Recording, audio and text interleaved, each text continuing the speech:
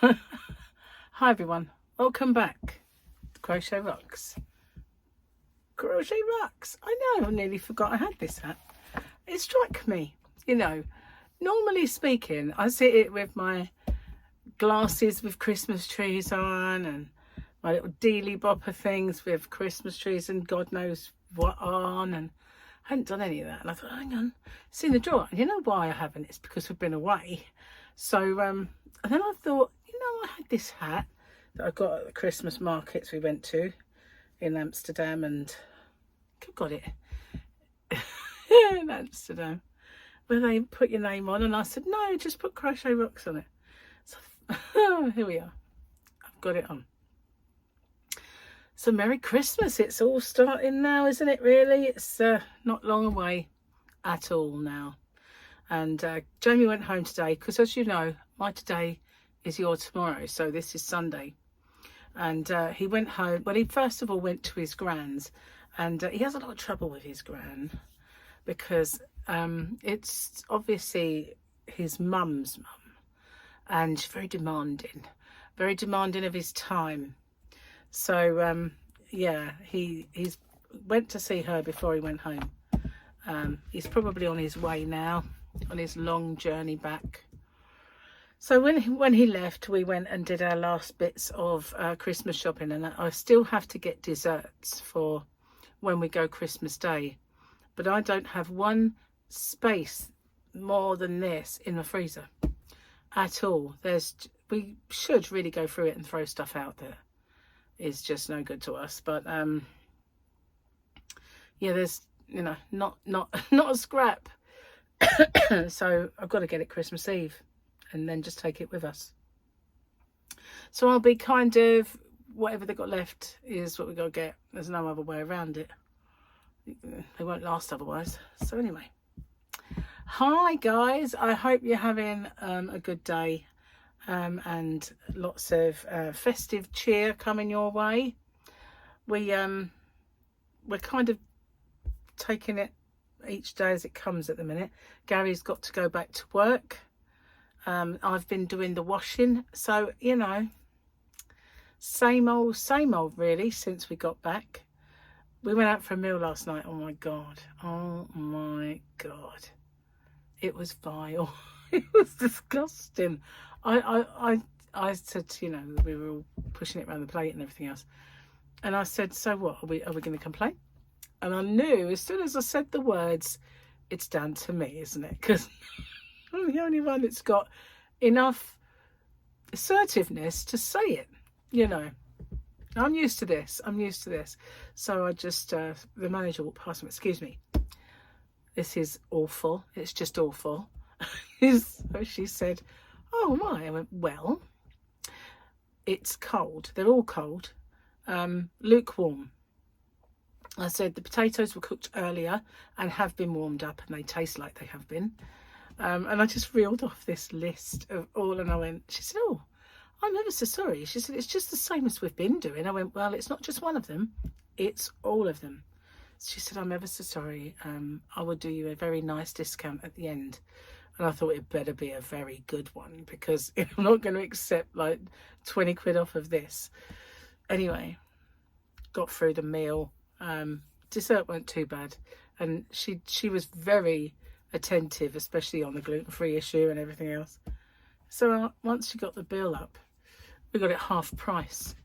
And so Gary had already paid a deposit on it. So it was a massive, it was what, £81.50 off or something like that. This is a lot of money off. She gave us her staff discount, so obviously they get off price food. And so I said, yeah, okay. Still wasn't worth 80 quid. You know what I mean? Because obviously I had 60 odd to pay and it wasn't worth that. But we got it half price. So we had the starter and we had the dessert and a bit of the lukewarm dinner, but it wasn't very nice as a meal. And I said to Gary, is it because we've been spoiled, with the amazing food that we had while we were away, that this is just not up to standard? Then I thought, no, it's just cold. It's just cold and horrible. And they did cook the potatoes earlier and then warm them up. You know, they've got that horrible taste once they do that. So yeah, it wasn't. So next time, if we ever go out again, it'll be somewhere like a Toby carvery that do roasts. Theirs are not the best. Best one you do is your own, but you know, that means somebody misses out, don't they, and has to stay in the kitchen doing all the cooking. Usually it's Gary. So yeah, next time, not there. We go in there occasionally because their fully loaded chips are very nice, but they can't really mess them up, you know. Actually, they probably could, but they're all usually all right. Oh, and the first thing, someone I used to work with works in there, and it's someone that when my children were babies, I think I had both of them. I worked in a bingo for a while, reading out the claims, and a friend of mine called Janet got me the job. And Janet was one of the mums I met up the school. And she said, oh, you know, if you want a little part-time job, come and work with me up there. She was a cashier. So I read out the claims. She did all the money. And yeah, he worked in there. We called him Lurch because he was very, very, very tall. And he was pretty difficult to understand the way he spoke. But you could understand him. But yesterday he was so full of virus that he should not have been handling people's drinks. And we went up to the bar, me and I went with Matt because he was buying a drink and he wouldn't have remembered it. So I went up there with him and he was coughing and like that, and then he's touching your drink. And I said, that ain't on, you know, that really isn't on. And I was a bit annoyed by it because I thought he's going to spoil so many people's Christmas, giving them those germs. So I thought, you know, I can't really make a scene. So I had a Coke and I thought, well, I'm just going to drink it out of the straw. But I mean, obviously I touched the glass he touched. So a little while later, I sieved a bit more. And one of the girls that served us, I said, he shouldn't be here. And she said, well, she said, who? I went, him. The guy working behind the bar. She went, who? I went, well, there's only one tall lurchy guy working behind the bar, isn't there? I said, he's full of... I said, he's full of germs, handling people's stuff. I said, you know, he shouldn't be here, he should be at home. I said, not stuck out the kitchen or anywhere outside. He shouldn't be here. I said, he's just a walking virus. I said, he's not on. So he never served me again. Every time I went to the bar, someone must have warned him, stay away from her. I don't know if the manager got wind of that as well, but she probably thought, not going to tackle the mouthy bitch, you know, just give her a good discount for Christ's sake. I don't know why, but I have this assertiveness about me that people don't mess with or tackle, which is suits me. But there was a time when I wouldn't have complained. There was a time when I was too shy and I'd have just, oh God, let's get out. Run, let's not. No, I wouldn't have done that. But you know what I mean? Now it's like, no, you get what you pay for and you should have what you've paid for. Simple as. It's not exactly the cheapest meal, so you can get it right. How hard can it be? It was ordered ahead of time, you know. It's not like oops, someone's just come in and ordered, 8 dinners. It's not like that, is it? You order it well ahead of time. I think they cooked it when we ordered it, like 3 weeks ago. Just warmed it up. It was horrible. It really was. Anyway, we just had a drink and a chat. And, yeah. I dare say, when Matt was on his way home, he got a McDonald's. I bet he did. Because I know they'd be hungry. We didn't. I kind of filled myself up on parsnips because they were okay. Parsnips and potato I ate a bit, but they weren't great. I had upset tummy though, I did have a bit of Montezuma's revenge for some reason. Heaven knows why. Didn't eat anything with gluten. Well, I didn't think I did. Wasn't supposed to have. Anyway, enough of that. It was funny if it wasn't anything else. I'm really hot now, guys. I put the heater on. So it was cold in here and I thought, I better put the heater on. It'll waft through. And now I'm sitting here in a furry hat and boots with socks on. So I'm a little bit tropical. It was loud in that pub last night. And there was some really raucous women in there. Really, really over the top raucous women. I remember thinking, it's not the venue, is it?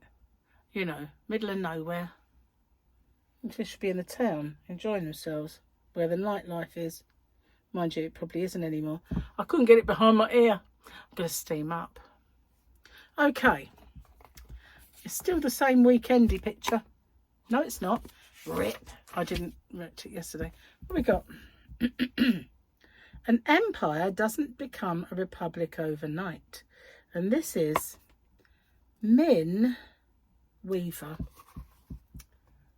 Sounds like someone from the past who is a small weaver. Min Weaver. Min. I'm going to struggle to find a joke. Gary will have to write me some new ones tomorrow. Oh, goodness. No, they've all got ticks. And they've all got ticks. This is a mega long one, but it does have a tick. A man goes to a female dentist to have a tooth... Oh, I've done that one. It's got a tick. Do you know why... Oh, I've done that one. It's the butt crack one. Banana, yeah, I've done that. Maybe I haven't done this one, and it's straight away very politically incorrect. That's Gary. I saw my midget neighbour at the bus stop and said, hop in, I'll give you a lift. Oh, yeah, and he said, cough. What an ungrateful little man. So I zipped up my backpack and kept walking. I know I've done that before. I know I have. An Indian builder has fallen through a roof at a Lionel Richie concert. A spokesman said, the last thing I saw was dancing on the ceiling. Dancing on the ceiling. An Indian builder called Dancing on the ceiling. Oh, God. Goodness gracious. Gary. You know you're over 60 when you start wearing silly hats.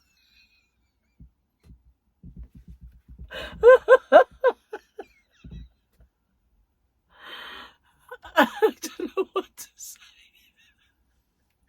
Oh dear. I fell into that one, didn't I, today?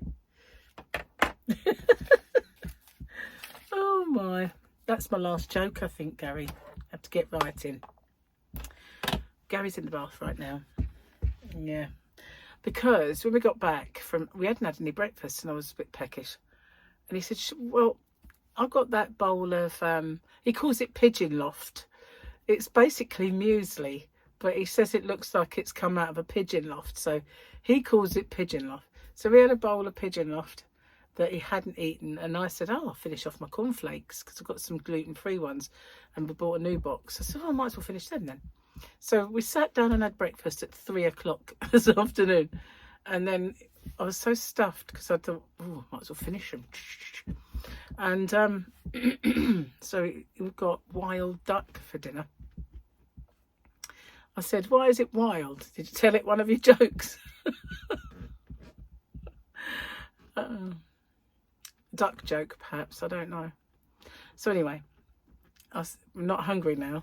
And he said, well, am I going to do this dinner? I said, well, do your bath first. Because he lays in there for about an hour. Reading. Oh, I've slept well.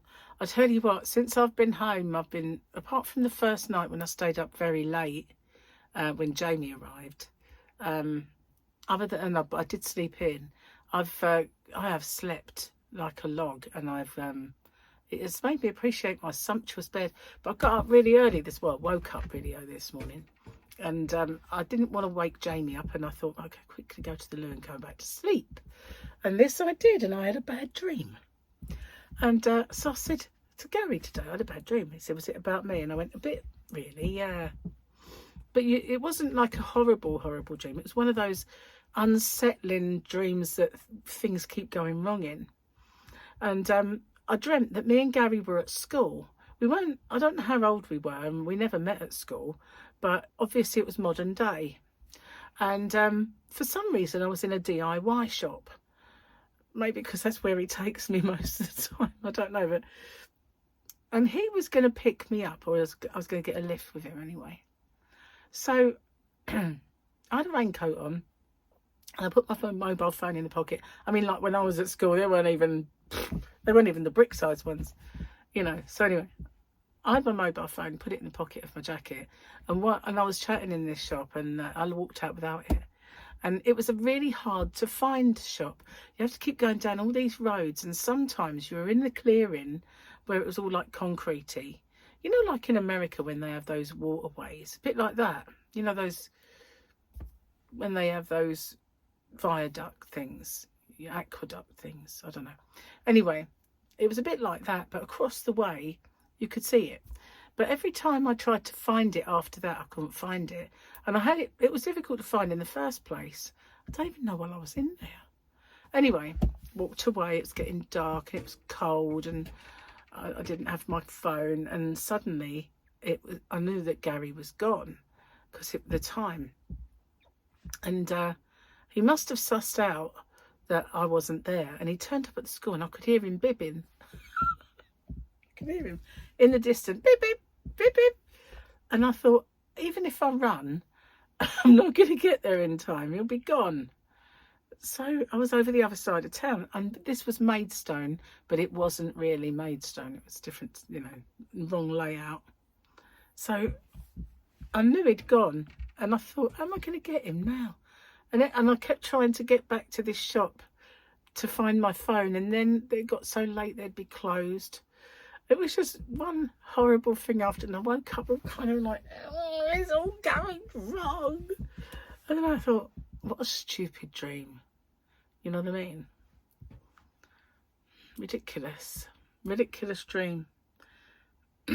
I guess in all of that, there's a feeling of being lost, isn't there, somehow? I don't know. Bizarre. And without any way of communicating. So when they analyse dreams, they don't analyse them in a logical way, do they? To me, that means I'm feeling lost and a lack of communication. That's what that means to me. But if you told someone who analyses dreams, it'd be, oh, you have a deep-seated fear of spiders. You know, they'll come up with something completely convoluted and different. Never mind. Stupid dream, that's all it was. And you know, when you wake up from a dream, you carry it around for a while, don't you? It's like, gives you the ump just for a little while. And if it's something Gary's done wrong, you have the hump with him. It's like, you were unfaithful to me. But I wasn't, it was a dream. Yeah, but you still did it. You know, that sort of thing. Why do we do that? I know we all do. You know, if they've been bad to us in the dream, give them to them in the next morning. So, and it wasn't really them, was it? It's just one of those weird things. A human nature thing. Oh, so yeah.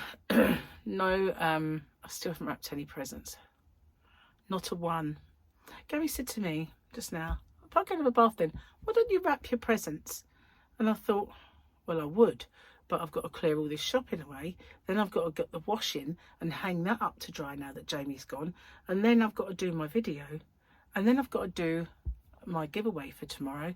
And so I doubt that I'll get the chance. You still mind you could do it when I'm in bed. So I probably could. But, no, we'll see. I've got to do it, that's for sure. But it'll have to wait a little while. I have to get stuck into it. Anyway, I noticed that Secret Yarnery has done a bottle bag.